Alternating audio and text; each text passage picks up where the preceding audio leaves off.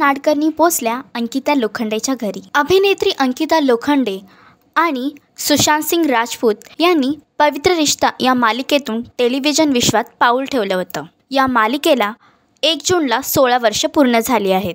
मालिकेत अर्चनाच्या सासूबाई अर्थात अभिनेत्री उषा नाडकर्णी मालिकेला 16 वर्ष पूर्ण झाल्याच्या निमित्तानं अंकिता लोखंडेच्या घरी तिला भेटण्यासाठी आल्या होत्या।